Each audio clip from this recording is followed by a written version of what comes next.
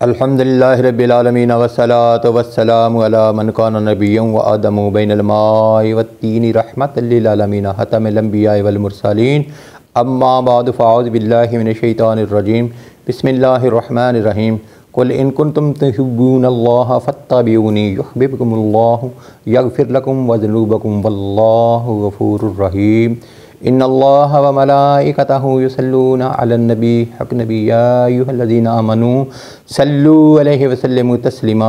दुरूद पाक पढ़ो मोहब्बत न खरे सलात व सलाम अलैका या सय्यदी या रसूल अल्लाह व अला आलिका व सहाबिका या हबीब अल्लाह। सलात व सलाम अलैका या खातमुल अंबिया व अला आलिका व सहाबिका या महबूब रब्बिल आलमीन। अल्लाह रब्बुल इज़्ज़त दी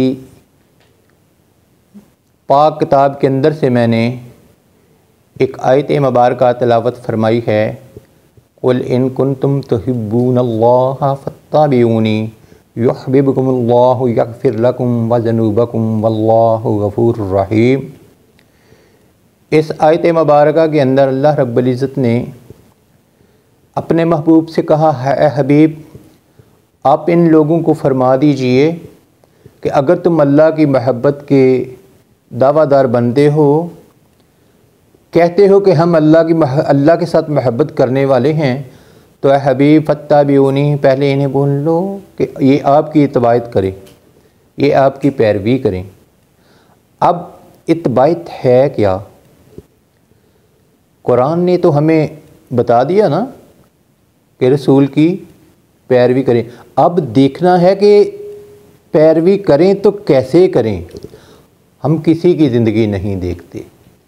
आए अबू बकर सदीक़ से शुरू करते हैं, उमर की ज़िंदगी देखते हैं, उस्मान की हयात देखते हैं, अली का तर्ज़ ज़िंदगी देखते हैं और सहाबा की सीरत देखते हैं। फिर पता चलेगा कि कुरान क्या है और अतायत रसूल क्या है। अबू मूसा अशरी फरमाते हैं, मैंने ना एक दिन इरादा कर लिया कि मैं सुबह सारा दिन सरकार की खिदमत में गुजारूंगा। अब मुझे रात को नींद नहीं आ रही। सुबह हुई तो मैं सरकार को मिलने पहुंचा।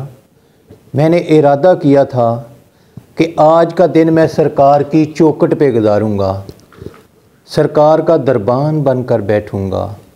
कहते हैं जैसे ही मैं निकला ना, मस्जिद नबवी के अंदर आया तो मुझे सरकार ना मिली। पूछा आका कहाँ हैं? पता चला कि सरकार अभी अभी बाहर निकल के गए हैं। अबू मूसा कहते हैं मैं सीधा चलता चलता चलता नबूवत की खुशबू को सूंघता सूंघता उस जगह पहुंचा जहां मेरे आका तशरीफ़ फरमा थी। आप ना एक बाग के अंदर बहरे रीस के किनारे पे बैठे हुए थे और आपने अपने दोनों पाँव कुएं के अंदर लटकाए हुए थे और पिंडलियों से यूं आधी पिंडलियों तक सलवार ऊपर की हुई थी।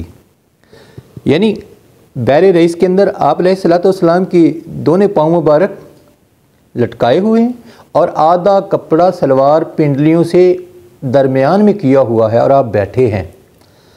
मैं गया, मैंने कहा या रसूल अल्लाह सल्लल्लाहु अलैहि वसल्लम, मैंने कुरान पढ़ा है, जब मैंने ये आयत पढ़ी है ना फत्तबिऊनी के नबी की पैरवी अतायत करो, तो अल्लाह के हबीब मैंने इरादा किया था कि मैं सारा दिन आपकी चौखट पे बैठूंगा। मेरे आका ने फरमाया अच्छा अबू मूसा अशरी अगर ये बात है ना तो फिर बैठ जा दरवाज़े पे बैठ जा और किसी को अंदर नहीं आने देना। अब होता क्या है कि वो सहाबा, मैंने कहा ना जिनकी ज़िंदगी हमने देखनी है, अबू बकर सदीक़ को देखना है कैसे इत्बाअत करते थे, कैसे पैरवी करते थे। अबू बकर सदीक़ को सरकार मस्जिद में ना मिले ना तो वो भी चलते चलते सरकार को देखते देखते उस जगह पहुंच गए जहां सरकार तशरीफ़ फरमा थे। आके दरवाज़े पे दस्तखत देते हैं। अबू मूसा अशरी कहते हैं सदीक़ आज तू अंदर नहीं आ सकता, आज ग़ुलाम बैठा है। अबू बकर सदीक़ कहते हैं मैंने सरकार से मिलना है।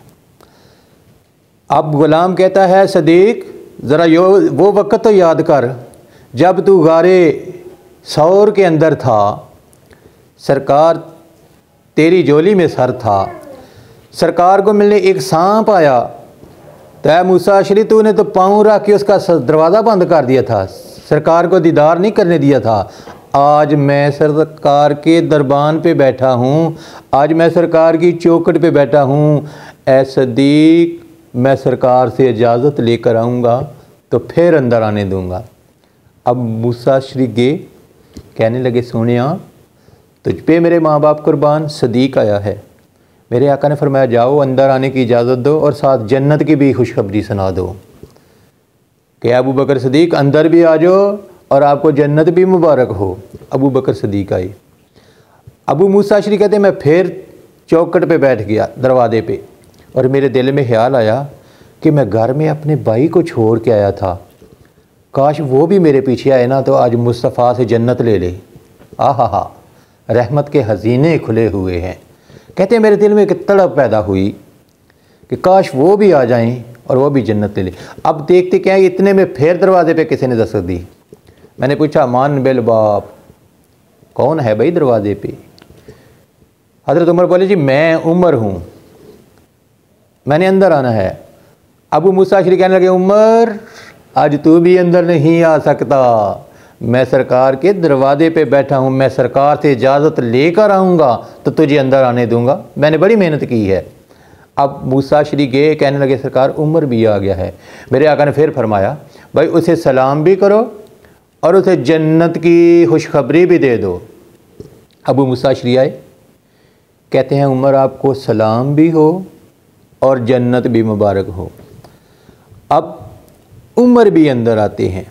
अब अमल देखो क्या है। जब अबू बकर सदीक आए ना, देखा सरकार ने पिंडलियों के ऊपर सलवार की हुई है। अबू बकर सदीक सरकार के दाईं जानब, जैसे ये मेरे साथ हजरत साहब बैठे हुए ना, मोहब्बत है ना, इनको मोहब्बत के साथ बैठे हैं। और याद रखो जिसके साथ मोहब्बत होती है ना वो उसके नज़दीक होता है। अबू बकर सदीक ने भी ना उसी तरह कुएं के अंदर दोनों पाँव लटका लिए और जहाँ तक सरकार ने कपड़ा उठाया था ना अपनी पिंडली तक, वहाँ तक कपड़ा उठा लिया। और उमर आए तो वो भी देखा कि अबू बकर सदीक दाईं जानब बैठे हैं, सरकार बैरा रईस के अंदर पाँव मुबारक लटकाए हुए हैं। अब बाएं बैठते हैं तो बैठ सर उन्होंने भी अपनी पिंडलियों से ऊपर उतना ही कपड़ा उठा लिया। क्या मंजर होगा। अरे दरमियान में नबूवत का ताजवर, दाएं सदीक गुलाम बाएं उमर बैठ गया। अबू मूसा अशरी कहते हैं जब मैं ये देखता था ना कि जन्नतें बांटी जा रही हैं इत्बाते रसूल में, मेरे दिल में तड़प बढ़ती कि मेरा भाई आए वो भी जन्नत ले जाए। अब देखते क्या, फिर दरवाजे पे दस्तक दी। पूछा मन बिल बाब, भाई कौन है दरवाजे पे? कहा मैं उस्मान हूँ, अंदर आना चाहता हूँ। अबू मूसा अशरी कहते हैं नहीं नहीं, मैंने सदीक को भी रोका और जिसने सांप को गारे सौर में नहीं आने दिया था दरबान था, मैंने सदीक को भी रोका, मैंने उमर को भी रोका। ए उस्मान तुझे भी इजाज़त के बगैर नहीं अंदर आने दूंगा। आगे आका को सलाम किया, कहा या रसूलल्लाह अब उस्मान भी आगे हैं। मेरे आका ने फरमाया जाओ जाओ जल्दी जाओ, जल्दी जाओ भाई, उस्मान को भी सलाम करो और जन्नत की खुशखबरी दे दो और साथ बोलो कि जन्नत है आजमाइश के साथ। अब हज़रत उस्मान गनी आते हैं। अब देखते क्या हैं, दाएं अबू बकर बैठे हैं, बाएं उमर बैठे हैं। हैरान हुए कि ये गुलाम मेरे से पहले आए और सरकार के कंधे से कंधा मिला के बैठ गए। अब उस्मान गनी को दाएं बाएं तो जगह ना मिली, कुएं के बिल्कुल सामने बैठ गए सरकार के, वद्दुहा के चेहरे की तलावत करते रहे। और जैसे ही बैठे, जैसे अबू बकर सदीक ने पिंडलियों से कपड़ा उठाया, जैसे उमर ने उठाया, जैसे मेरे आका ने उठाया, उस्मान ने भी ऐसे ही पिंडलियों से कपड़ा उठा के सामने बैठ गए। अरे सहाबा आपकी अज़मत पे कुर्बान। अब कुरान में हुक्म नहीं मिला कि भाई अपनी सलवारें ऊपर कर लो। मेरे आका ने नहीं कहा कि भाई कुएं के अंदर पाँव लटका लो। सहाबा के इश्क का तकाजा ये था कि आका को देखा और वैसा ही अमल किया। और मेरे आका पे भी कुर्बान हूँ, वो भी जन्नतें देते गए, जन्नतें देते गए। पता ये चला कि जन्नत लेनी है तो फिर इत्बाअत मुस्तफ़ा करना होगी। जो मेरे आका ने अमल करके दिखाया है वैसे ही अमल करके दिखाऊंगा। और रावी कहता है मैं इतना ये समझा, इतनी इतायत उन्होंने की, इतनी इतायत की। अब इतनी इतायत की सिला ये फरमाया कि अब अगर दुनिया में ग़ुलाम नबी से जुदा नहीं होते, एक तरफ सदीक बैठ गया, एक तरफ उमर बैठ गया, सामने उस्मान बैठ के वद्दुहा का चेहरा पढ़ते हैं और ज़िक्र कुरान करते हैं, क्या देखते हैं मेरे आका की रहमत जोश में आई। और जैसे ही इस दुनिया से रहलत फरमाई, आपने जैसे सदीक और उमर दाएं बाएं बैठे थे, अपने रोज़ाए अनवर में अपने पहलू में ले लिया, दाने सदीक की कब्र, बाएं उमर की कब्र। अब चूँकि उस्मान बैठे सामने और उस्मान सामने जन्नत बकी के अंदर। मेरे आका ने जिन्होंने मोहब्बत की दुनिया में, अरे दुनिया से जाने के बाद भी उनको अपने साथ रखा। ग़ुलाम तो आका की हर अदा पे मरते थे, आशिक थे ना, इश्क इतना हद तक समा चुका था कि जुदाई बर्दाश्त नहीं थी। मेरे आका की बारगाह में एक ग़ुलाम आया, कहने लगा अल्लाह के हबीब मुझे जल्दी बताओ क़यामत कब आएगी, क़यामत कब आएगी। मेरे आका ने फरमाया, ओए क़यामत का सवाल करने वाले, तूने क़यामत के लिए तैयारी क्या की है, क्या तैयारी की है। अब वो ग़ुलाम का जवाब सुनो, ईमान ताज़ा हो जाएगा। कहता है या रसूल अल्लाह सल्लल्लाहु अलैहि वसल्लम, मैंने नमाज़ें भी पढ़ी हैं, मैंने रोज़े भी रखे हैं, बल्कि मैं इसको थोड़ा सा आसान कर दूं।